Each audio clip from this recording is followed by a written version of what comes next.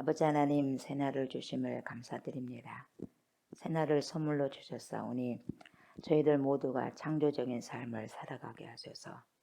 귀한 날과 귀한 시간을 허락받은 자로서 최선을 다해 주님을 위해 살아내고 살아가게 하소서.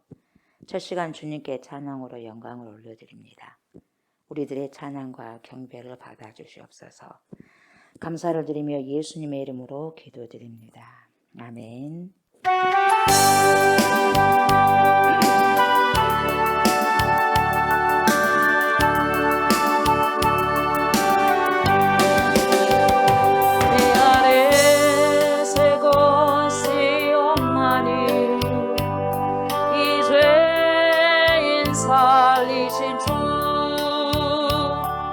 새롭게 된 이 피조물 주의 놀라운 권능 찬양하세 우리 주 오 주여 영광 받으소서 새롭게 하소서 할렐루야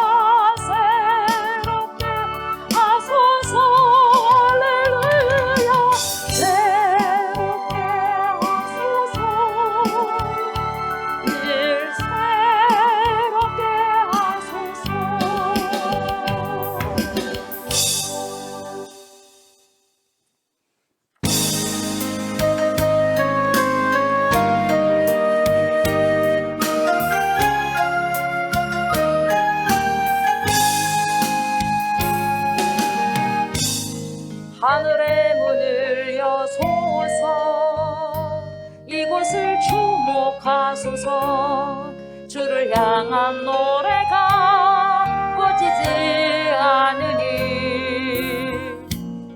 하늘을 열고 보소서 이곳에 임재하소서 주님을 기다립니다. 기도의 향기가 하늘에 닿으니 주여 임재하여 주소서 이곳에 오셔서 이곳에 앉으소서 이곳에서 드리는 예배를 받으소서 주님의 이름이 주님의 오직 주의 이름만 이곳에 있습니다. 이곳에 오셔서 이곳에 앉아서서 이곳에서 드리는 예배를 받으소서 주님의 이름이 주님의 이름만이 오직 주의 이름만 이곳에 있습니다.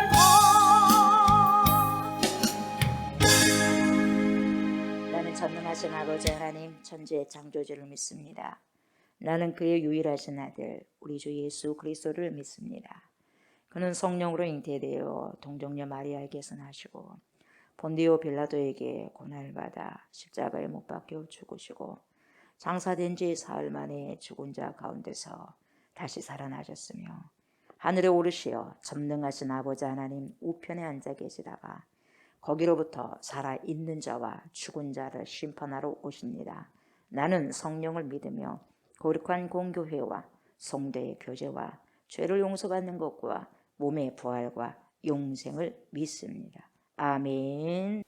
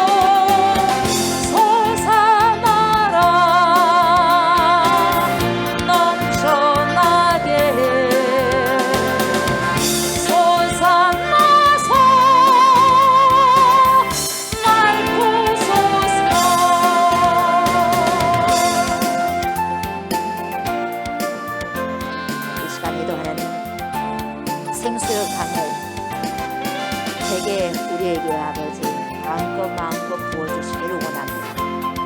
성령의 충만한 기름 부으시는 이 시간에도 마음껏 부어주시기를 원합니다.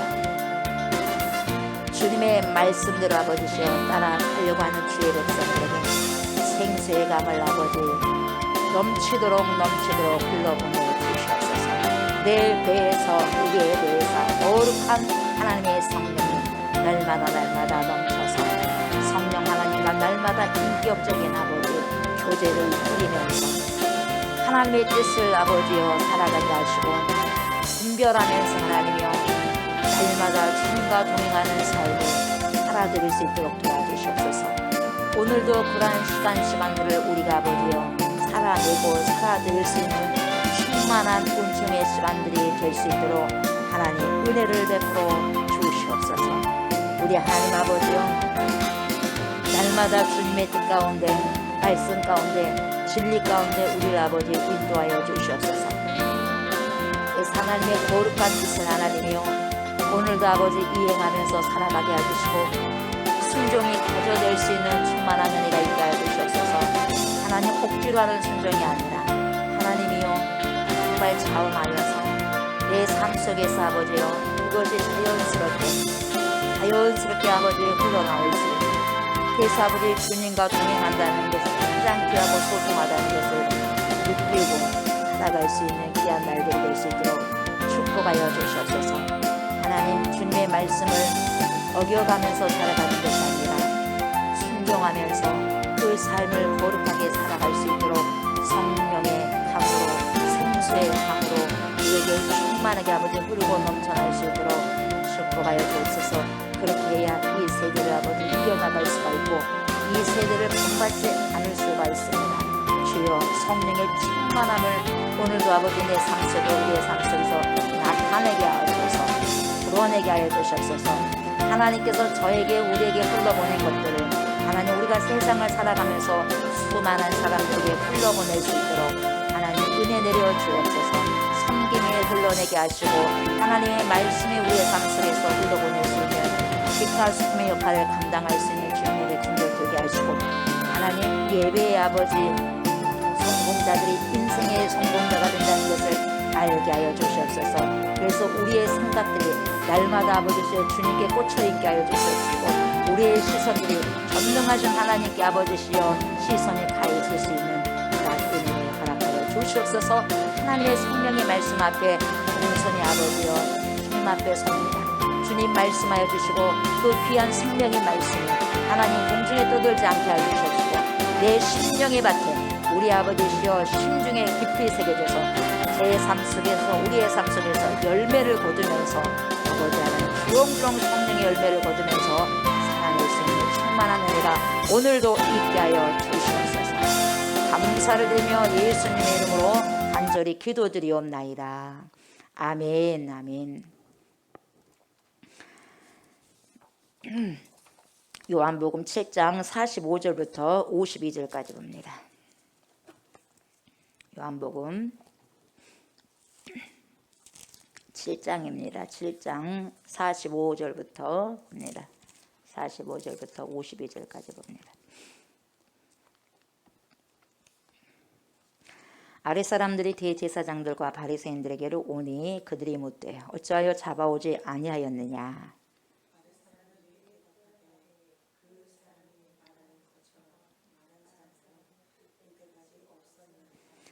바리새인들이 대답하되 너희도 미혹되었느냐.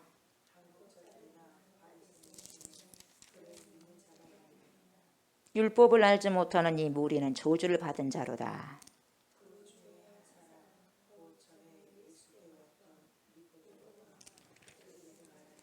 우리 율법은 사람의 말을 듣고 그 행한 것을 알기 전에 심판하느냐. 그들이 대답하여 이르되 너도 갈릴리에서 왔느냐.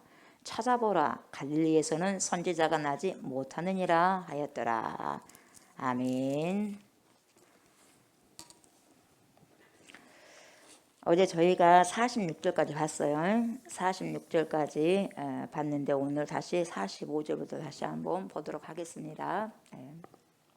그래서 45절에 보면은 아랫사람들이 나오잖아요. 그죠? 바리새인들과 또 대제사장들이 보는 사람들이에요. 그래서 아랫사람들이 대제사장들과 바리새인들에게 옵니다. 오니 그들이 묻되 어찌하여 잡아오지 아니하였느냐. 누구를 잡아오지 않았다는 거예요. 예수님이 본인들이 잡은다고 해서 잡혀야 되는 그런 사람도 아니잖아요. 모르니까 이러는 거예요. 모르니까 상당히 앞서갑니다. 그렇잖아요. 잡힐 분도 아니고. 하나님께서 때가 되면 카이로스라는 때가 되면 예수님께서는 잡히시게 됩니다. 그러면은 영광을 받을 때가 온다 그랬어요. 그 영광을 받을 때가 곧 십자가에서 죽으심입니다. 그래서 요한복음에서 영광을 받을 때가 언제예요? 예수님이 죽으심이에요.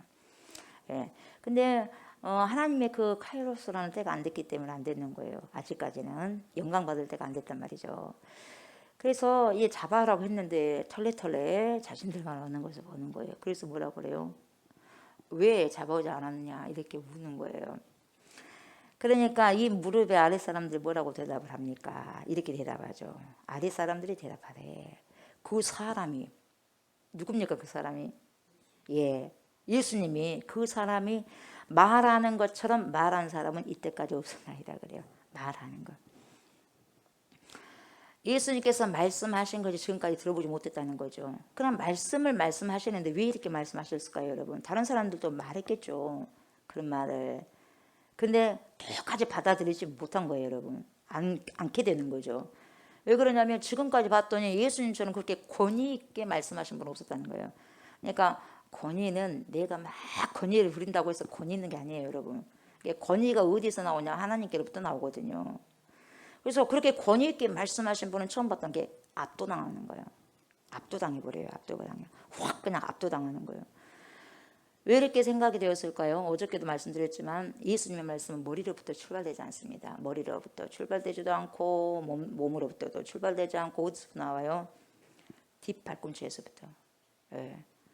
걸어다니면서 당신의 삶 가운데서 온통 그것이 뭡니까? 온통 뭡니까? 움직여지는 거예요. 그 모든 것이 흘러보내지는 것이죠. 그게. 그래서 울리는 거예요. 온 몸을 울리는 거예요. 그래서 가는 곳곳마다 울림이 되는 거죠. 예수님의 삶이. 가는 곳곳마다. 발걸음이 옮겨지는 곳곳마다 울림 소리가 되는 거예요. 울림이. 그런 울리면서 나오는 말씀이었기 때문에 그냥 말해놓고 말해놓고 그걸로 끝내버리는 게 아니라 그 삶이 그래요. 희생적인 삶이. 섬김의 삶이. 헌신적인 삶이. 그래요. 그렇게 살아라 보니까 그렇게 사셨거든요, 주님이. 그러니까 그렇게 말씀하셨던 것이고, 그렇게 삶이 말씀과 같이 언행일치가 되면 상당히 뭡니까? 소리도 뭡니까? 커지는 거예요. 그리고 자신감이 있는 거예요. 왜요? 그렇게 살아가니까. 그리고 주님께로부터 왔잖아요. 그래서 그 권위 앞에 감히 훅 들어가는 그 권위 앞에 손을 못 대는 거 어떻게 손을 댑니까? 감히 잡을 수가 없는 거죠. 그래서 얼음하고 서 있는 거예요. 그냥 얼음하고. 자기들 왜 왔지? 그것까지도 생각 못 하는 거예요. 얼음하고 있는 거죠. 무슨 말이냐면은 예수님의 존재, 그 존재, 계심, 있음, 그 존재와 말이 어긋남이 없어요. 똑같다는 거예요. 똑같아요. 척하지 않았다는 거죠. 누가 오면 하는 척하고 사람들 있으면 하는 척하고 그러지 않았다는 거예요. 사람이 많았을 때는 이렇게 하고 적었을 때는 이렇게 하고 그러지 않았다는 거 똑같다는 거죠. 어긋남이 없이 똑같다는 거 한치도. 그래서 일관성이 있다는 거. 일관성. 일치가 된다는 거죠. 뭐와? 말하고 삶이. 삶과 말이. 말을 그렇게 뱉어놨으면 삶을 살아가고 삶에서 그렇게 가면은 그게 말이 되는 거예요, 여러분. 그게 삶에서 보여주는 거예요. 삶에서. 저와 여러분도 말을 해서 감동을 받는 것이 아니죠. 삶이 그 사람을 증명하게 되는 거예요. 그게 우리의 증명서가요. 삶이요, 삶. 말이 아니라 삶입니다, 여러분. 우리의 존재 자체가요. 아, 저 사람은 어떤 사람이냐? 말이 아니에요. 아, 저 사람은 말만 하는 사람이네. 이렇게 돼버리면 안 되는 거예요. 삶이 저분은 똑같아. 누가 있으나 없으나 똑같아. 이런 사람들이 돼야 돼요, 여러분. 아멘. 최소한 이런 사람들이 돼야 됩니다. 그래서 삶이 상대의 온몸을 흔들 수가 있는 거예요. 우리의 삶이 이렇게 살면서 이렇게 해야 됩니다. 그렇게 해야지 먹혀 들어간다 이 말이에요. 그러나 내가 그런 삶을 살지 못하고 이렇게 살아가야 된다. 절대로 안 먹혀 들어갑니다, 여러분. 그래서 우리는 누군가의 말을 보면요, 그 사람의 말의 내용 때문에 때로는 감동을 합니다. 때로는 말 때문에 때로는 아, 좋은 말씀이죠 하면서 감동을 하지만 말의 내용은 평범하게 이를 데 없는 말이지만 그 말 한마디가 어쩔 때는 내 삶을 확 사로잡을 때가 있어. 근데 그 말이 뭐냐, 그 사람이 살아가는 것을 봤을 때 똑같은 말이라도 그러니까 그 내용 때문에도 아니고 그 말을 기교를 부려서가 또 아니에요. 그 사람이 갖고 있는 말의 힘 때문에 파워는요 말에서 나온 게 아니야. 삶에서 나와. 삶에서 그 파워, 예수님에게는 그 파워가 있다는 거죠. 그 파워. 힘은 어디서 나오느냐, 말하고 언행이 일치됐을 때 힘이 나오는 거예요, 여러분. 그래서 힘이 어디서 나옵니까? 삶 속에서 나오는 거예요. 그래서 계속해서 저는 기도회가 그러잖아요. 그렇게 아버지 살아갈 수 있게 하소서, 그렇게 살아내게 하소서. 예. 그래서 여러분 있잖아요, 하나님의 태초의 말씀으로 세상을 창조하신다고 말씀하실 때요, 다바르라고 하는 그 말은요 에너지로 꽉 차 있어요. 엄청난 힘이 있는 거예요. 힘이 있으니까 없는 것도 있게 만들어버린 거예요. 그 힘이 어마어마한 거예요. 없는 것도 있게 만든다는 거예요. 그 힘이 엄청난 거거든요.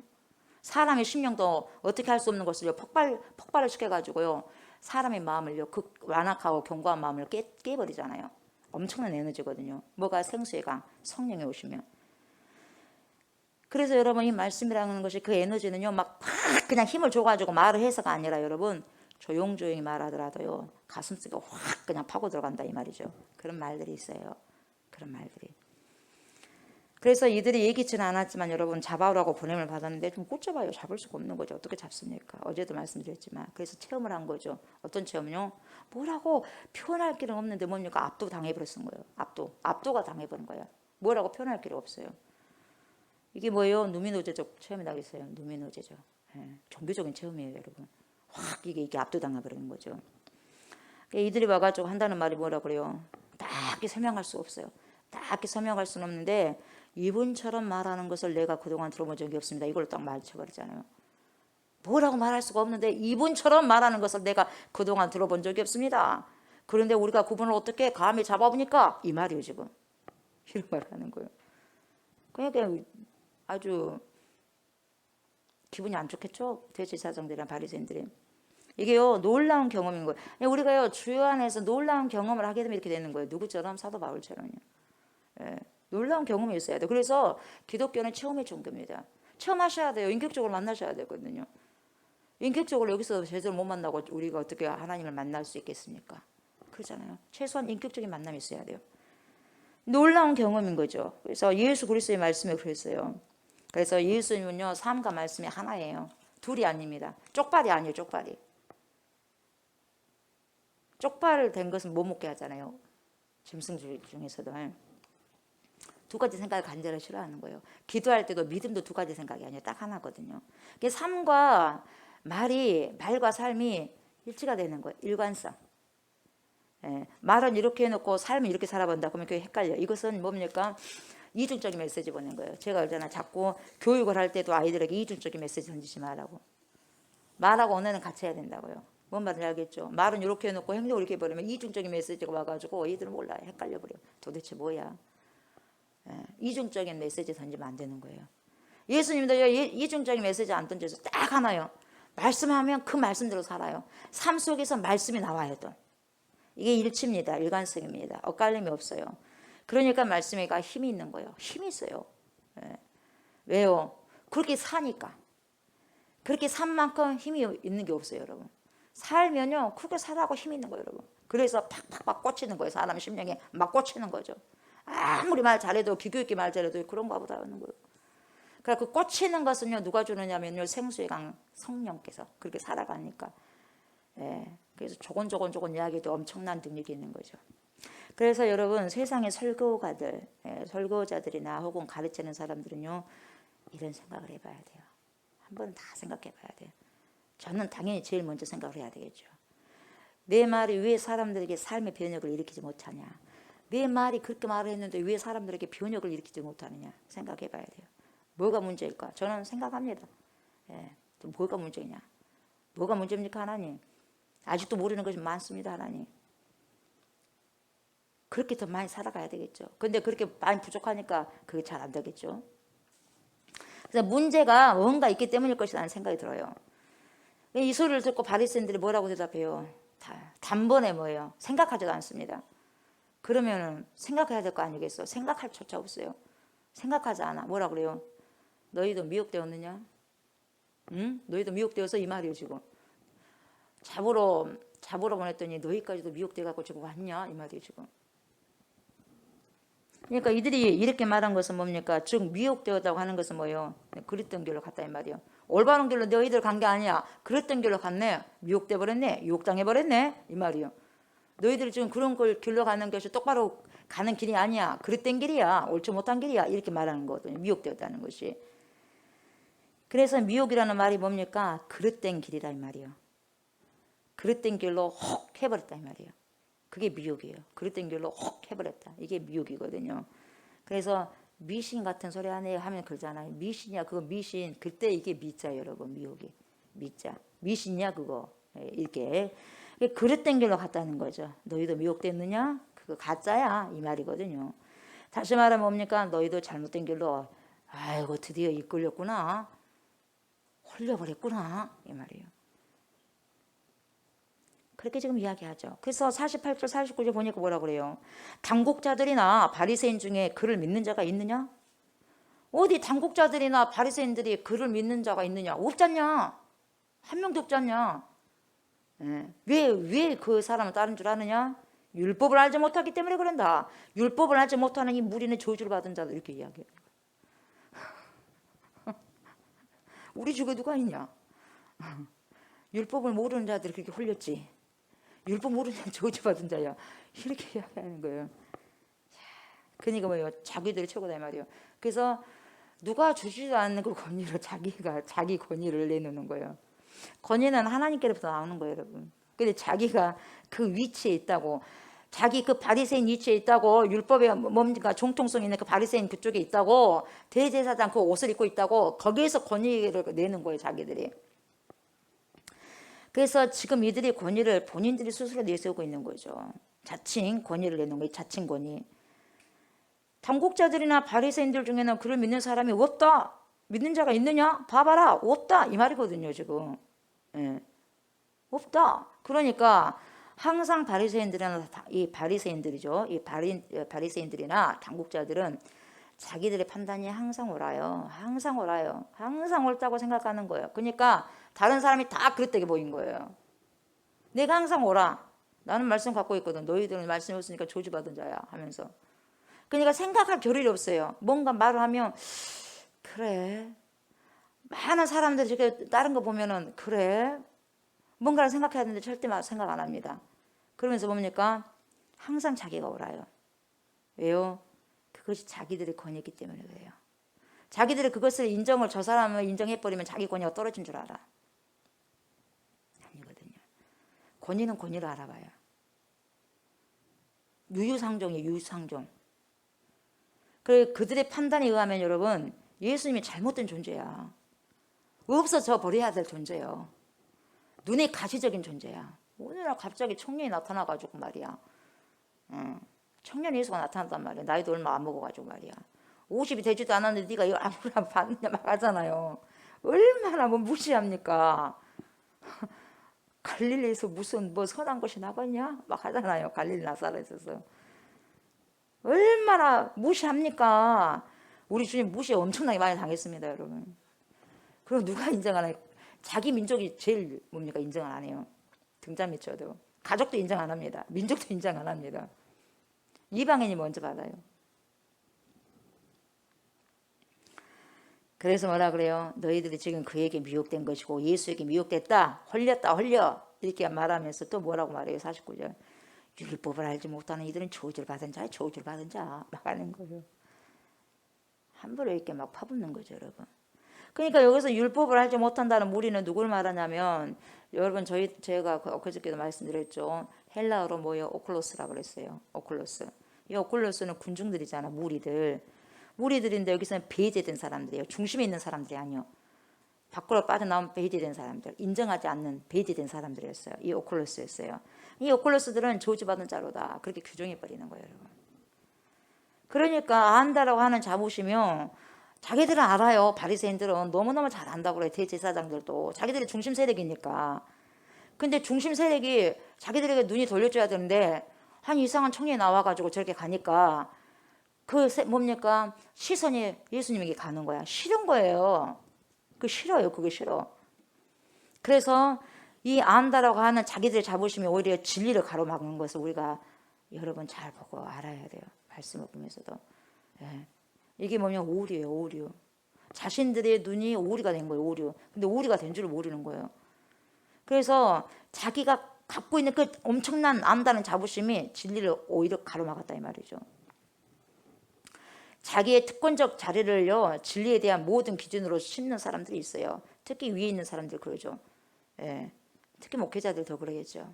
목회자 위치에서. 예. 특권적 자리를 진리에 대한 모든 기준으로 심는 거죠. 삼아버리는 거죠. 그래서 엘버트 노론이라는 신학자가 있어요. 이분은 가톨릭 교회 사제예요. 가톨릭 사제이고 신학자이고 인권운동가인데 이 사람이 책을 썼어요. 근데 이 책에서 뭐라고 썼냐면은 바리새인, 즉 바리새파 사람들과 예수님을 딱 구분해서 설명하는 책을 썼어요. 뭐라고 말을 했냐면 거기에서 바리새인들은요 권위를 진리로 삼아요. 바리새인들은 자기들의 그 권위를 진리로 삼지만 예수님은 진리를 권위로 삼는다. 딱 이 엘버트 노론이라는 신학자가 이야기해요. 바리새인들 그 사람들은요 자기의 권위를 가지고 진리로 삼아버려요. 권위가 진리가 돼버려요. 그러나 예수님은 진리가 자체가 권위예요. 여러분 딱 구별을 한마디로 해버리는 거예요. 너무나 많은 사람들이요 자기의 권위를 가지고 진리로 삼는 것을 많이 본다는 거예요. 여러분 그때도 그렇고 지금도 그렇고 내가 목사인데 내 말 들어야지. 내가 담임 목사야. 내가 담임 목사. 내가 교수인데 학생들 내 말 들어야지. 내 말을. 내가 총장이야. 교수들 내 말 똑바로 들어. 이 말이에요 지금. 교수님들 아무리 말을 해도 총장이 아니다면 아닌 거거든요. 들어봐야 되거든요. 여러분 총장이 권위로 말하는데 지금 누가 지금 댓글을 해. 목사가 막 담임 목사가 하는데 뭔 성도가 뭔 말을 해. 여러분 이게 엄청나 무서운 거예요. 그게 진리 가운데서 나온다면 괜찮지만 그것이 아니다면 엄청난 폭력인 거거든요. 엄청난 폭력인 거예요. 예. 그런데 예수님은요 권위를 가지고 하는 것이 아니에요. 나 권위 인정해 주라 그러지 않습니다. 왜요? 그분은 원래 권위가 있으신 분이에요. 하나님이신데요. 막 설명 안 해도 권위는 나온 거예요. 근데 이 사람들 억지로 설명을 하려고 그러잖아요. 그 권위를 가지고. 진리를 행하게 되면 여러분 권위가 저절로 나오게 돼 있거든요. 그렇게 살아가면 권위가 거기서 나오거든요. 근데 뭡니까? 진리는 살아가지 않고 권위만 앞서가지고 자기 완장 가지고 나는 이거다 하면서 권위를 내세우면은 오히려 안 된다는 거죠. 그래서 삐그덕 소리가 나는 거죠. 예수님은 권위를 가지고 하는 것이 아니라 그의 삶 자체가 권위가 되고 있는 거죠. 그 삶 자체가 권위가 되어버렸어요. 그러니까 굉장히 그 차이가 극명하고 분명한 겁니다. 그때요 한 사람이 등장을 하죠. 누가 등장합니까? 니고데모. 예, 심리적인 데모가 일어났어요. 니고데모가 심리적인 데모가 일어났어요. 밤중에 왔는데요. 3장에서는 밤중에 오잖아요. 근데 지금은요 당당하게 말하잖아요. 야 그때하고 지금하고 믿음이요 달라지는 거예요. 그때는요 뭐라고 말할 수도 없고 그냥 자기는 하나님께서 온 선지자라고 이렇게 이야기하면서도 밤중에 찾아왔어. 어쨌든 간에 된다지 안 찾아오고. 예, 왜요? 유대인들 눈치 때문에. 근데 지금 뭡니까? 이분이 뭐라고 한 줄 아세요? 막 이렇게 예수님에 대해서 쪼니까 심리적인 데모를 일으켜. 니고데모가 50에서 52절을 뭐라 그래요? 그 중에 한 사람 곧 전에 예수께 왔던 니고데모가 그들에게 말하되 우리 율법은 사람의 말을 듣고 그 행한 것을 알기 전에 심판하느냐? 그들이 대답하여 이르되 뭐라 그래? 니도 갈릴리에서 왔느냐? 니도 갈릴리에서 왔어? 말해 지금. 싫은 거예요. 편을 주니까 싫다 이 말이에요 지금. 그 안녕 심리적인 데모가 일어났습니다. 니고데모도 여러분. 그렇게 지금 눈치를 이제 덜 보는 거죠 여러분. 예, 그때는 두려웠는데. 그러면서 뭐라 그래? 너도 갈릴리 왔어? 그러면서 찾아봐라. 갈릴리에서는 선지자가 나지 못해. 막 이렇게 하는 거예요. 또 같이 쪼는 거죠. 같이 말한 사람까지 같이 동료로 보는 거예요. 요한복음 3장의 거듭남에 대해서 예수님께서 말씀해 주신 자가 니고데모입니다. 여러분 그잖아요. 그래서 이 사람은 사내들인 공회의원이었어요. 높은 위치에 있었던 사람이잖아요. 눈치를 보고 있었던 거죠. 정치인이에요. 정치인. 예수님에 대해서 호의적인 마음을 가지고 있었거든요. 근데 지금 예수님을 제거하려고 하는 그 사내들이는 공의의 음모를 저지하고 싶은 생각이 들어가지고 이의를 제기하는 거예요. 이의를 제기한다는 거 쉽지만 않아요, 여러분. 요거도 뭐 걸 준비를 하고 딱 이야기한 거예요, 거기서. 모든 가시의 눈을 하고 이제 보는 거예요. 니도 갈릴리 사람이야? 막 하면서 바로 되들어 버리잖아요, 여러분. 바로 되들어 버리는데 같은 공회의원도 되들어 버리는데 하물며 무리들에게는 뭡니까? 클로스. 뭐라 그래요? 아이고 저주받은 자로다. 이렇게 말해버렸잖아요. 무서운 사람들이에요. 그러니까 무서운 사람들이니까 하나님 계신 예수님을 죽이려고 하는 거죠. 극성이잖아요. 무서운 사람들이에요. 예, 다른 것을 획 이렇게 돌아버리면 무서운 행동을 해도 무슨 행동을 뭔지 몰라. 죽이려고 해버리잖아요. 이제 마음에 안 드니까 죽이려고까지 살인까지 저지르려고 그러잖아요. 우리 율법은 사람의 말을 듣고 그 행한 것을 알기 전에 심판하느냐? 이렇게 질문으로 되어 있습니다만 여러분 이 말은 그러지는 않는다 이 말이잖아요. 그렇지 않느냐? 우리가 사람의 말을 듣고 그 행한 것을 알기 전에 심판하지 않잖느냐? 그렇지 않느냐? 이게 강력한 주장이거든요. 그게 한 마디에 그렇게 있는 거예요. 예. 한 줄이라는 그 뭡니까? 글 속에 엄청난 주장이 있는 거예요, 여러분. 증언도 듣지 않고 미리 예단해 버리면 안 되지 않느냐? 이것이 율법 정신이 아니지 않느냐? 이렇게 말하고 있는 거예요, 여러분. 똑똑해요, 안 똑똑해요? 이렇게 담대해졌어요. 신앙은 이렇게 업그레이드 돼야 돼요. 밤중에 왔다가도 이제는 예수님에 대해서 마음이 많이 열렸던 거예요. 예, 말만 안 했을 뿐이지. 나 예수, 난 믿어 좋아. 이렇게는 안 했지만은 속으로는 호의가 있었어요. 호감이 있었고. 근데 이제 여기서 절정을 이루는 거죠, 지금. 그러면서 진짜 또 언제 절정이 이룹니까? 예수님 죽으신 다음에 또 가잖아요. 계속 신앙이 업그레이드 되는 거예요. 그때 누가 예수님을 뭡니까? 구주라고 고백하고 하나님 아들이라고 고백하고 다 잡아가고 막 죽이는 그런 상황에서도 서로 자기 정체를 드러내, 자기 아이덴티티를 드러내잖아. 나는 그리스도인이라고. 네. 니고데모가 그렇게 찾아가잖아요. 니고데모는 여러분 자칫 잘못하면 동료들에게 낙인 찍히는 거예요. 낙인. 사회에서 낙인 찍히면 엄청 힘듭니다, 여러분. 낙인 찍힐 수 있는 그 사내들인 공회에 의해서 완전 왕따 당할 상황이다요. 왕따 당할. 이게 낙인 효과거든요. 낙인 찍힐 수 있는 금방 동료들 한 이야기 있지 않습니까? 너희도 미혹되었느냐? 그렇게 말했잖아요. 그리고 너희도 갈릴리 사람이냐? 갈릴리에서 나왔냐? 막 하면서 바로 되들어 버리잖아요. 그리고 뭐라고 말하자면 당국자들이나 바리새인들 가운데는 누구도 이 사람을 인정하는 사람이 없지 않느냐? 어디가 있냐? 찾아봐라. 이 사람들 그저 권위를 진리로 삼으려고 하는 거예요.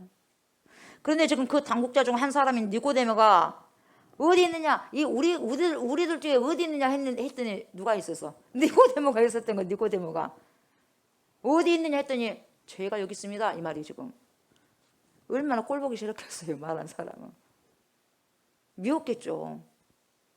얼굴이 빨개졌겠죠. 없다고 했는데 여기 있습니다. 이게 그저 내놔버리잖아요. 그러니까 마치 예수님을 옹호하는 듯한 말을 지금 하고 있단 말이죠. 그러니까 니고데모는 요즘 말로 용어로 얘기하면 일종의 아우팅 당하는 거예요. 아우팅 당하는 거예요. 자기를 확 드러내버린 거죠. 자기 정체를 확 드러내버린 거죠. 그래서 예수에 대해서 호감을 가지고 있다는 사실을 지금 드러내고 있어요. 자칫하면 이제 낙인 효과가 찍힌 거죠. 이제 낙인 효과가 뭡니까 여러분? 이 편견이나 선입관인 거 있지 않습니까? 이 편견이나 고정관념에 따른 아주 부정적인 낙인이 찍히면요, 실제로 행태가 어떻게 되냐, 나쁜 쪽을 변해가는 현상을 말이에요. 낙인 딱 찍혀버리면 좋은 방향으로 가야 될 건데, 아이고 나는 이런 사람이야 그러면서 나쁜 행동을 하면서 살아가본다는 거예요. 그래서 이 낙인 효과를 무슨 효과라고 말하냐면 스티그마 효과라고 말해요. 스티그마. 그래서 이 스티그마라는 것은요, 바울 사도가 갈라디아에서 말하잖아요. 내 몸에 그리스도의 흔적이 있다. 그러지 안 그래요? 내 몸에 그리스도의 흔적이 있다. 조용히 해라. 그러잖아요. 스티그마, 흔적이 있다는 거 이렇게 고백합니다. 이게 지금 흔적이 바로 스티그마예요. 스티그마. 그래서 여러분 유목민들 있지 않습니까? 유목민들이 뭐 가축들을 끌고 다니잖아요. 소도 끌고 다니고 양도 끌고 다니고 이렇게 하는데 자기의 소나 말을 표시하기 위해서 예를 들면 불인두를 가지고 뒤져버려요. A다, B다, 뭐라고. 얘는 이 소는 내 소다, 누구 소다고 탁 찍어버려요. 불인두로. 이게요 스티그마요. 그러니까 예수의 흔적이 있다. 그러니까 나는 예수의 뭡니까 불인도로 지진 사람이요. 그러니까 그만큼 뭡니까 고난을 많이 당했죠. 사도 바울이. 그 나에게는 예수의 흔적이 있다. 나에게 뭔 말 하지 말라고 그러잖아요. 이 스티그마. 예. 여러분들은 스티그마가 있어요. 찍을 때 불인도로 찍을 때 얼마나 아프겠어요, 여러분? 얼마나 아프겠어요? 신앙생활 한다는 것이요 쉬운 것이 아니에요, 여러분. 불인도로 지지는 거예요, 여러분. 나는 그리스도의 종이라는 거예요. 세상 사람들과 똑같이 다니면 어떻게 그리스도인이 되겠어요, 여러분? 그러지 않습니까? 세상의 빛깔하고 예수의 빛깔하고 똑같다면 이것은 안 되는 거거든요. 스티그마가 없어. 예수의 스티그마가. 예수의 제자라면 스티그마가 있어야 되거든요. 그래서 우리가 누군가를 어떤 존재에게요 스티그마를 찍을 때가 있어요. 낙인 효과거든요. 그러니까 그 낙인을 찍고 나면 여러분 과거에 좋지 않았던 경력 때문에 커리어 딱 낙인 찍혔잖아요. 그러면 자기 경력이 그렇게 돼버리는 거야. 그것 때문에 그 경력 그런 것들이요 현재의 그 인물 평가에 부정적인 영향을 미치게 됩니다. 낙인 효과예요. 낙인 효과. 이 낙인 효과라고 볼 수 있는데 그래서 여러분 누군가가 나를 판단할 때도 낙인 효과가 있지만 여러분 누군가가 나를 이런 사람으로 규정해버려요. 여러분들이 조국수 목사를 어떤 사람을 규정해버려. 아예 저 사람은 나쁜 사람이야. 저 사람은 좋은 사람 해버리면 내가 나쁜 짓을 해도 거리낌이 없어버려. 저 사람 나쁜 사람이야. 그렇게 낙인 찍어버리니까 그 사람이 나쁜 행동을 해도 자기는 거리낌 없이 해버려요. 낙인 효과예요. 무섭습니다 이게. 아무런 나쁜 일 해도요 꺼림칙 하잖아요. 양심에 가축도 하나도 없고. 그래서 해버리는 거예요 그냥. 부끄러운지도 모르고 창피한지도 모르고 아픈지도 모르고 이런지도 모르고 그냥 양심에 하이 맞아버린 거죠. 그래서 때로는요 우리가 말을 조심해야 되는 이유도 있어요. 어떤 사람을 규정적으로 말해버리는 것도 조심하셔야 돼요. 내 말로 어떤 사람들의 행동을 유도할 수도 있기 때문에 조심해야 된다 이 말이죠. 부정적인 말들은 여러분 부정적인 행동을 더 유도합니다. 부정적인 말들은. 가능한 그래서 우리는 많이 믿음의 언어를 많이 써야 되겠죠. 그래서 말씀을 여러분 순종하셔야 돼요. 말씀을 순종하게 되면은요 그 사람이 저 사람 말씀 순종하는 사람이야. 그러면 더 복이 되는 거예요, 여러분. 불순종만 하면은 결국 멸망의 종뿐이 안 되는 거예요, 여러분. 파멸의 종뿐이 안 되는 거예요. 그러니까 어떻게 해요? 항상 여러분들이 좋은 낙인을 지키려면 여러분 말씀을 순종하며 살아가야 돼요. 영적으로 다시 보면은 이 부분들은. 그래서 어느 신학자가 이런 말을 했어요. 예수님의 제자 가운데는 여러분 예수님을 모든 것을 다 버려두고 예수를 따라 나선 제자들도 있어요. 자기의 모든 거 버려두고 예수를 다 따라가는 거예요. 모든 거 버려두고. 누구였어요? 12제자였어요. 다 생업을 포기하고 갑니다. 가족이 있고 다 포기하고 주님만 따라갑니다. 이런 사람이 있어요. 12사도가 그러잖아요. 근데 어떤 사람도 있냐면 따라 나서지는 못하지만은 못 나섰지만은 예수의 가르침과 하나님의 예수의 큰 뜻에 대의에 동조하고 있는 사람이 있대요.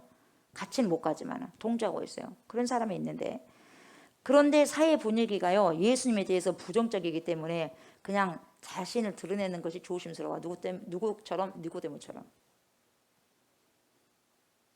걱정스러운 거예요. 그래서 앞에서 씨름하는 동조자가 있다고 그래. 이 사람은 이 신학자가 말하는 것이 씨름하는 동조자가 있다. 동조자는 동조자인데 씨름을 해. 씨름하는 동조자. 걱정스러워하면서도 동조하는 사람이 있다 이 말이에요. 과감하게 쫓지는 못하면서도 그 동조하고 있단 말이에요. 씨름하는 동조자.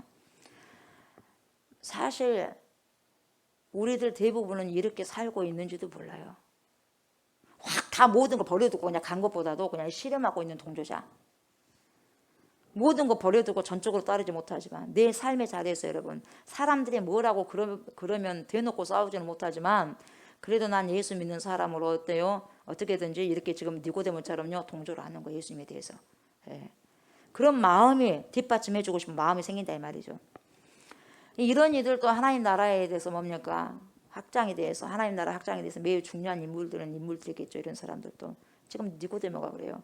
그래서 니고데모는 나중에 예수님이 십자가 처형 당할 때 장례를 준비합니다. 니고데모가. 점점점 업그레이드가 되는 거 업그레이드. 그래서 니고데모는 요한복음에 3차례 등장하죠. 3번 등장하는데 점점 믿음이 업그레이드 돼요. 성장하는 과정이 있어요. 그래서 여러분 우리가 니고데모를 보면서 여러분 우리 믿음은 성장하셔야 돼요. 우리의 믿음은 오늘과 내일이 달라야 되고 어제와 오늘이 달라야 돼요. 똑같으면 여러분 얼마나 주님 힘들겠어요. 우리 주님도 얼마나 힘들겠어요. 여러분 우리 주님이 가장 힘든 사람은 길들여지기 어려운 사람이에요. 길들여지기가 그렇게 어려운 사람들. 그래서요 고삐가 풀린요 망하지요. 고삐가 계속 풀리지 않고 따라온다면 얼마나 편하겠어요. 주님이 가신 대로 끌고 가면은. 근데 자꾸만 날뛴다는 거예요. 얼마나 힘들겠어요. 주님도. 그러잖아요. 결국은 가룟 유다는 고삐 풀려서 나가버렸지만 우리는 여러분 조심스럽게도 주님이 그냥 그렇다면 가는 것이에요. 여러분. 그게 복입니다. 여러분. 아멘. 그게 복이에요. 전면적으로 모든 것 버려두고 나는 예수 위해서 그냥 나의 모든 지 다 내려놓고 따를 거야. 이 공회의원 모든 그걸 다 내려놓고 따를 거야. 그렇게 하지 않았어요. 이 사람은. 그냥 자기에게 주어져 있는 그 삶의 자리에서 그곳에서 어쨌든지 간에 예수의 마음을 따라 살려고 했습니다. 이 사람이. 그리고 예수님이 위기에 처하다 보니까 이제 뭡니까? 이제 숨어들 수도 있지만 이제는 드디어 모습을 드러내는 거예요. 우리가 말 들어보고 행동 해보고 그러지 않고 어떻게 우리가 감히 이렇게 판단하면 되겠느냐. 그럴 수 없지 않느냐. 만약 이 사람이 진짜 하나님께로 오면 어떻게 되겠느냐. 예. 그렇다면 우리가 하나님의 일을 지금 방해하는 것이 아니냐. 그렇게 막 드러내면서 여러분 그래서 신앙은요 정체를 드러내야 돼요. 세상 사람도 아니고 진짜 또 하나님의 사람도 아니고 이것도 아니고 저것도 아니면 참 이게 굉장히 힘든 사람들이에요. 여러분. 정확하게 세상 사람은 세상 사람이고 그리스도인은 그리스도인이어야 돼요. 여러분. 그래야죠. 확실하네. 색깔이 컬러가 확실하네. 컬러가 확실해야 돼요. 여러분. 혈색지대가 있으면 안 돼요. 흰색이면 흰색, 검정색이면 검정색. 두루뭉술하면 안 된다 이 말이에요. 여러분. 예. 모습을 드러내놓으니까 저 사람이 예수에게 관심이 있네가 점점 드러나니까 더 믿음이 좋아지는 거예요. 그래서 결국은요 다 본데서 예수님이 뭡니까? 장례까지 준비해버리잖아요. 그래서 정말 위대한 인물이 되었음을 볼 수 있어요. 그래서 점점 여러분 신앙은 어때요? 퇴보되는 것이 아니라 업그레이드 돼야 돼요. 아멘. 52절 보세요. 그들이 대답하여 이르되 너도 갈릴리에서 왔느냐? 갈릴리에서 왔어? 찾아봐라. 갈릴리에서는 선지자가 나지 못한다. 이렇게 이야기하는 거죠. 그러니까요 이 말을 들어보면 여러분 이 사람들은요 더 이상 이성적인 이제 논의가 불가능한 상태예요. 안 들으려고 그래요. 대화가 안 되는 상황이에요. 이미 뭡니까? 자기들 생각을 딱 갖고 있어요. 절대 말이 안 통해요. 자기들의 머릿속에는 오로지 저 사람은 제거돼야 돼요. 그러니까 전혀 말이 안 들어오는 거예요. 내가 어떤 생각을 딱 갖고 있으면 여러분 아무리 누가 말을 해도 안 먹게 들어가는 거예요. 이게 무서운 거예요. 여러분. 이게 무서워요. 이미 자기는 딱 갖고 있는 거예요. 이것을. 그래서 우리의 특권을 위해서 여러분 제거돼야 할 존재라고 하는 생각이요. 그들을 완전히 사로잡고 있기 때문에요. 예수와 더불어서 진리를 놓고 이야기할 수 있는 그런 상황이 이미 끝나는 거예요. 아예 안 먹게 들어가니까. 그리고 뭐라 그래요 지금. 갈릴리 출신들 엄청 비하고 있지 않습니까? 엄청 무시하고 있어요 지금. 갈릴리는요 예루살렘이라고 하는 중심에서 보자면요 변두리에 있는데 변두리 중에서도 변두리에 있어요 갈릴리가. 그러니까 무시하는 거예요. 저기 서울 사람들이 여기 있는 촌 사람들 무시하듯이 무시 안 한 것 같지만 은근히 무시한 거예요 여러분. 자기들은 도시에 산다 이 말이에요. 그 무시할 일이에요. 근데 사람 심리가 그래요. 좀 아파트 큰 평수에 산 사람은 조금 한 13평 산 사람을 무시해. 심리적으로 안 한 척하면서 교만입니다 여러분. 이런 것 가지고 온전히 다 꺼내놔야 돼 주님 앞에. 나는 교만한 사람입니다라고. 그런 거 다 끄집어내야 돼요 여러분. 그러니까 자신들이 중심에 있다고 생각하는 사람들은 자기들이 그만큼 위치에 있으니까 예수님까지도 무시해버린 거예요 여러분. 이게 굉장히 무서운 거예요 여러분. 이게 엄청나게 교만인 거예요 여러분. 자기가 중심에 있다고 생각하는 사람들 그래요. 나는 그래도 괜찮으니까 이렇게 판단해버리는 거죠. 언제나 주변 사람들을 무시하는 경향이 있어요. 거기서 뭔 선한 것이 나오겠냐? 생각을 해봐라 이러는 거예요. 나왔잖아요. 왜냐하면 하나님의 생각과 자기들 생각 너무 다르는 거예요. 그러나 역사 속에서 보면 역사의 변혁이라고 하는 것은 여러분 중심에서 시작된 그런 경향이 별로 없어요. 변두리에서 계속 진행된 거죠. 큰 변혁이 일어났을 때는 늘 주변에서부터 시작돼가지고 그 주변이 중심을 치는 거예요 여러분. 요나서 3장을 보면요 3장 4절을 보면요 뭐라고 나와요? 40일이 지나면 느네가 무너진다 하고 요나가 손파고 다니지 않습니까? 그런데 여러분 이 요나 이야기를 듣고 누가 제일 먼저 변화된 줄 아세요? 왕이 먼저 변화되는 거 아니에요 여러분. 백성들이 먼저 불을 붙이는 거예요 여러분. 어떻게 됐습니까? 왕도 그 소식을 듣고 참에 대해로 동참을 하게 되는 거예요. 그 이야기는 무엇을 알려주고 있냐면 주변이 변하니까 중앙까지도 움직이는 영향을 주더라 이 말이에요, 여러분. 역사는 언제나 주변화된 사람들 그리고 중심에 있는 사람들이 아니라 외부에 있는 사람들이요, 세상이 이렇게 되면 안 돼라는 변혁의 열정이 만들어져 가지고 결국은 중심을 흔들어 버리는 거예요. 센터까지 움직여 버리는 거예요. 너도 갈릴리에서 왔어? 갈릴리에서 왔냐? 찾아봐라. 이렇게 이야기를 함으로써 그 말 속에 담겨 있는 것은 뭡니까? 정보가 없었다는 거예요. 그런 기록물 있냐? 그런 기록물 없잖아. 저런 데서 촌 구석에서 뭐가 이렇게 나왔냐? 안 나왔잖냐? 그런 기록물 없잖냐? 정보 없잖냐? 그건 믿지 못하면서 바리새인들 그 말을 하는 거예요, 여러분. 우린 정보가 없으면 믿지 못해. 이런 완고함을 보여주고 있다는 거예요. 지금까지 역사적인 기록물 나에게 증거물을 보여줘봐라. 없잖냐? 이렇게 말하는 거죠. 예수님은 여러분 이런 무리의 뭡니까? 이렇게 해가지고 참을 선포하기 위해서요 부단히 노력하신 분이에요, 예수님이. 그래서 초막절 명절의 마지막 날에도 예수님이 뭡니까? 여전히 오해와 비난의 속에서 있는 거예요. 여전히 오해합니다, 예수님을. 예. 어쩌면 이것이 우리 현실일지도 몰라요. 끝날까지도, 명절 큰 날까지도 뭡니까? 오해를 하는 거예요, 받고. 이런 오해와 비난을 우리 또한 예수님께 쏟는 것을 피하기 위해서는 어떻게 해야 되냐, 여러분? 오직 생수의 강이 우리 안에서 흘러나와야 돼요, 여러분. 이게 성령 충만함이 이걸 막을 수 있는 거예요. 다른 것은 절대로 막을 수 없는 거예요. 내 안에 성령이 있으면 성령을 알아보는 거예요. 성령이 있으면 성령의 영을 통해서 예수를 알아보고, 성령이 있으므로 하나님의 사람을 알아보는 거거든요. 그러니까 어찌됐든 생수의 강이 내게 흘러넘쳐야 돼요. 아멘. 흘러넘쳐야 돼요. 영적으로도 유유상종이요. 그래서 영은 영이고 육은 육이요. 절대로 육이 영을 알아볼 수 없어요. 영은 영을 알아보는 거예요. 아멘. 아무리 여러분 바리새인들과 유대인들처럼 완고한 사람이다 한다 할지라도요, 이들에게서 생수의 강이 안에서부터 넘쳐흐른다면 얼마든지 예수님을 향한 사랑과 믿음으로 순종할 수 있었을 거예요. 근데 그게 없었거든요. 예, 말씀을 마무리합니다. 바리새인은 여러분 권위가 진리인 것처럼 살아가고 있었어요. 권위가 진리인 것처럼 살아갈 수 있었지만 저와 여러분들은 여러분 진리가 권위가 될 수 있도록 예수님처럼 살아가시는 믿음의 신부들이 되어야 됩니다. 아멘. 권위가 진리가 아니라 진리가 권위가 될 수 있도록. 그리고 우리도 여러분 바리새인처럼 안다라는 이 자부심 때문에 오히려 진리를 막을 수가 있는 거예요. 굉장히 이거 주의하셔야 돼요, 여러분.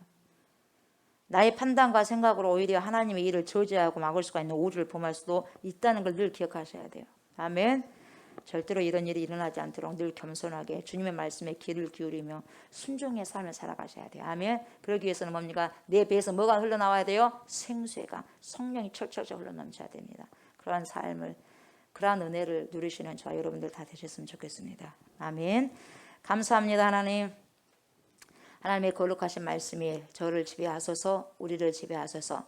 그래서 하나님 우리 생각 속에, 우리의 심령 속에, 우리의 심중에 늘 하나님의 귀한 생명의 말씀을 쏟아 부어주시고, 그 생명의 말씀이 아버지시여 성령을 통과시키지 않으면은 지식으로만 있기 때문에 아버지 굉장히 아버지 오류를 범할 수가 있습니다.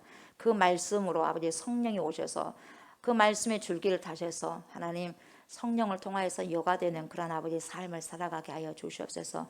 그래서 하나님 오직 하나님을 알아보고 예수 그리스도를 알아봐서 하나님 정죄하지 않게 하시고 판단하지 않게 하시고 날마다 삶 속에서 아버지 중심에 있다고 생각하지 말고 항상 아버지 주변도 돌아볼 수 있는, 그래서 아버지 더욱더 겸손한 마음으로 주님을 따를 수 있는 귀한 제자 도를 살아가는 제가 되고 우리가 될 수 있도록 주님께서 오늘 충만한 생수의 강을 우리들에게 흘러보내 주시옵소서.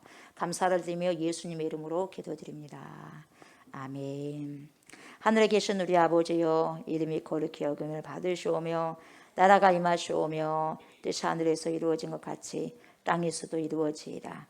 오늘 우리에게 일용할 양식을 주시옵고 우리가 우리에게 죄진 자를 사하여 준 것 같이 우리 죄를 사하여 주시옵고 우리를 시험에 들게 하지 마시옵고 다만 악에서 구하시옵소서. 나라와 권세와 영광이 아버지께 영원히 있사옵나이다. 아멘. 아멘.